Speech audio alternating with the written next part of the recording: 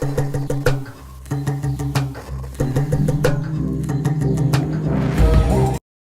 this video, I'm going to show you a faster, safer, and more convenient way to cut your apples.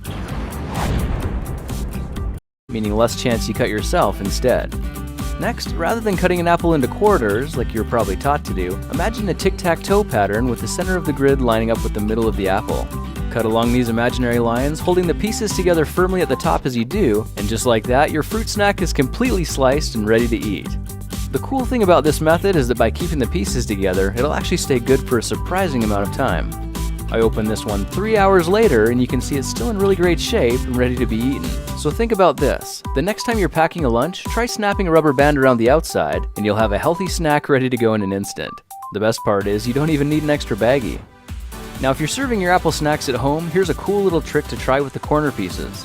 Cut 3 diagonal slits across the apple slice in one direction, then spin it around and cut 3 more slits the same way so they meet near the bottom.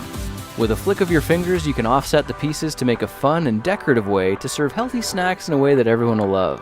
Of course, if you want to take your apple artwork to the next level, you can easily cut and rearrange one single apple into an edible apple swan. Look for how to make this in another project video.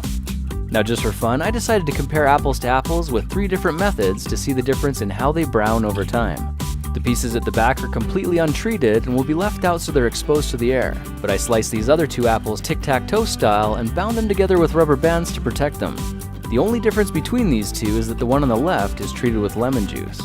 Some people say that the citric acid in lemon juice will prevent your apples from oxidizing and turning brown, so let's find out whether or not that's true. 8.5 hours later, let's take a look and see what's happened to them.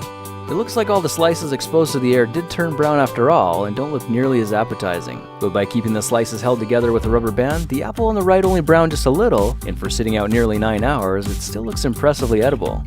If we peek inside at the one spritzed with lemon juice, you can see it looks just as fresh as the minute we cut it, and still tastes just as good as well.